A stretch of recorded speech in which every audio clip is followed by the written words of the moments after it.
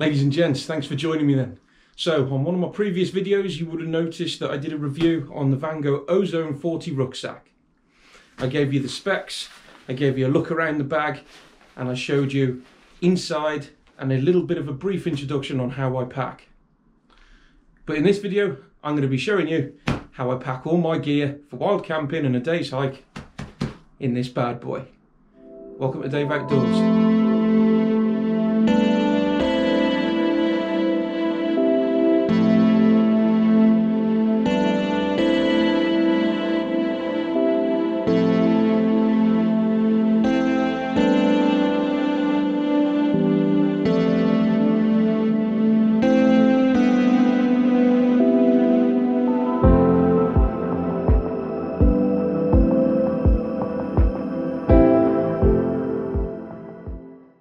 So let's have a look what I carry in my backpack. So first up, in the top of the lid, I try not to carry anything. If anything, I will try and keep some snack bars in there just to help me out along the trail. But inside the top lid, there's another pocket where inside of that I like to keep my first aid kit, which you've all seen a video on my first aid kit. If not, I'll put a link up there. So the next one is my Anchor power core. It's only a 10,000 milliamp hour, but again, that's enough to charge my phone 2 and a little bit more times. Very good, very sleek, very small, very lightweight for what it is. The next things then are the titanium spoon and my titanium spork. Very good, very handy. They've both been a great bit of kit. So if you use Dehydrated Meals, these are very good for using to scoop down to the bottom to get your food out. And then I also use the spork, really mainly for making a coffee to stir. Also in the lid is my tent pegs as well for my Lanchan II. Easy access to get, I don't want to be rummaging through the bottom of my backpack trying to look for them. So they stay in the top of my hood. And that's it. The moment you guys have all been waiting for. Oh, actually, let's just cover off what I carry in the side pockets. So in the side, I do carry my Cascade Wild 65 gram table. Comes with me everywhere, that do like it. Very lightweight as well, and it just slips into the side of the pocket, really easy. So yeah, Cascade Wild, if you haven't checked them out, they're on sale from Valley & Peak, so go and check them out. So on the other side pocket of my backpack, I keep my soy filter and the pouch that comes with it. Again, easy access to get to. If ever I need to fill up, stock with water, it's easy to get out and it's easy to fill as well. So one of the first things I like to keep, especially when I get to camp, is my tent. I like to keep my tent at the top somewhere because that's the first thing I'm really going to get out. But by the side of the tent, I do have my Goal Zero Lighthouse Micro. Very good torch. The battery does not know when to give up on this thing. For those of you that own one, you'll know what I'm saying. Next up is my sofa and head torch. Again, it's a really good head torch. I've not reviewed this yet. In fact, I don't think I'm going to. It's been a good torch. A little bit on the heavy side though. That's the only downside to it, but I don't mind carrying that extra bit of weight. But yeah, the head torch itself is really good. It's got a turbo mode on it as well, and that thing is amazing, I must say. But yeah, that stays at the top of my backpack, ready for when it gets dark. Next up, I've got the cook kit. This is the 550 milliliter titanium pot. It's got my little Lixada burner in there, gas canister and a lighter as well. If you want to see that, there'll be a link just up here for that. Next, Dehydrated Meals and coffees. They just slip down the side of my backpack, right at the back where the hydration bladder should go. Now, you're probably wondering where my hydration bladder is. Where I do keep that though is on the back of the backpack in that little pouch. But yeah, evening meal, breakfast and a couple of coffees to see me through to the morning, ready for when we make that journey back.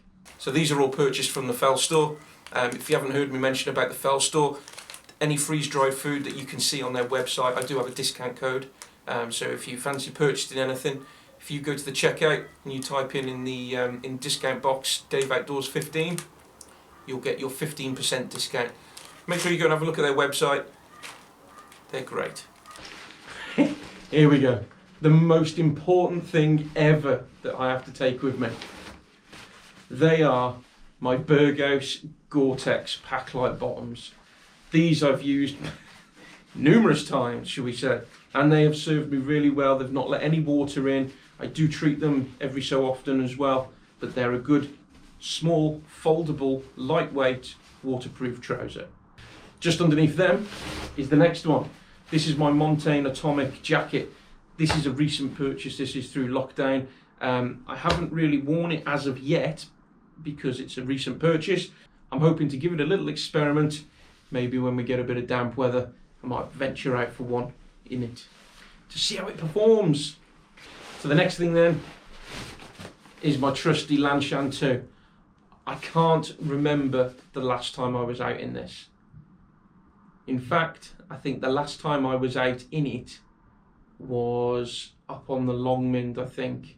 That, I can't wait to get back into that. I've missed it. As through winter, I've started using, as you've seen in various videos that I've put out, I've been in the Hilleberg Actor. Again, that was a late purchase last year, that was, and I just wanted to see what it was like, and I must admit, very happy with it. But this thing, this still ticks all the boxes for me. So there we go. This is my stuff inside here that I don't want getting wet. So let's take a look. First off, inside there are my spare clothes. I've got a spare base layer top. I've got some men's base layer bottoms to keep on when I'm sleeping, and also a spare pair of hiking socks as well, which are the Bridgedale Merino Wool heavyweights. They're good for walking in when in winter. All housed in a 3 litre Osprey dry bag. But yeah, I don't want any of them getting wet. Might seem a little bit overkill having an extra dry bag, but as I said in my backpack video, I'm one for putting everything in a dry bag anyway. Next are my Montane Prison gloves. Very small, very lightweight. Comes in a very tiny little case with an elastic cord on it.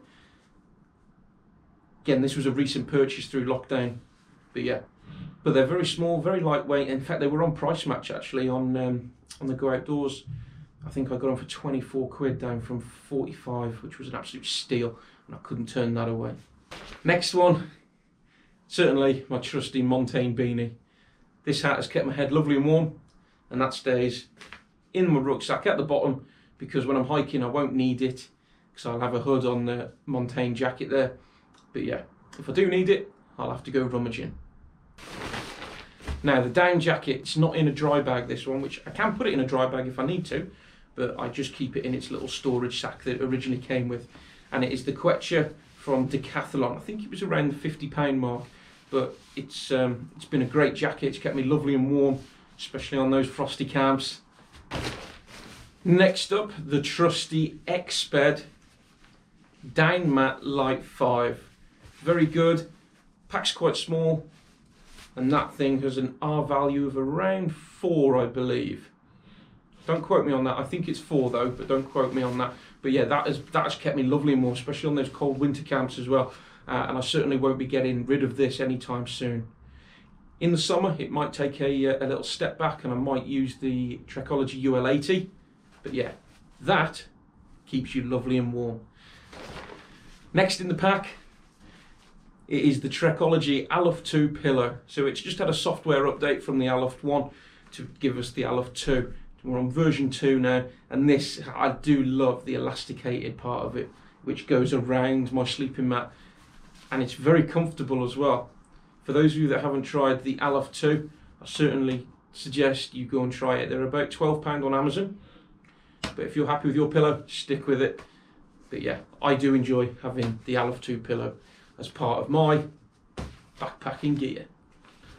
Some of you are probably wondering, where the hell's your sleeping bag? Well, as we're approaching, hopefully, the end of lockdown, the weather's going to be a little bit warmer. And inside here, it's only a 6 litre dry bag, but that is my Ice Flame quilt. Now, the Ice Flame quilt, I've used 2 times. That's all I've used it. And it's been... So I've only used it 2 times, and it's done me proud both times it has. Now, somebody who is a big fan of this is a Shropshire lad, and he did an absolute cracking review on it. So if you want to check out the review of the Ice Flame, link just up here to Gordon's video. Go and have a look. He compares it to his, I think it's his Rabascent 500 I think he's got, could be wrong, but it's definitely a Rab down bag, and he compared it to that, and the difference is quite unbelievable really. So yeah, go and check it out. But yeah, that's my quilt. It fits in a 6 litre dry bag, and it's a fantastic bit of kit. So there we go. That is my lightweight backpacking kit that I'll be using for when we come out of lockdown, and at least then I'll be able to get some miles in, and I'll be able to get back in that tent, which I can't wait to do. And I suppose there's quite a lot of you out there as well that are in the same boat. But anyway, I'm going to pack all this lot back up, and then I'll show you quickly, before you go, what it looks like on me.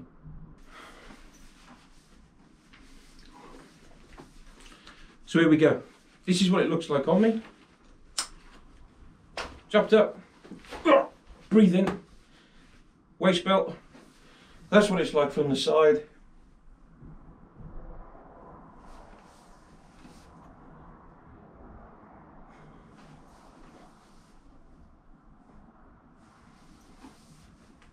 There we go.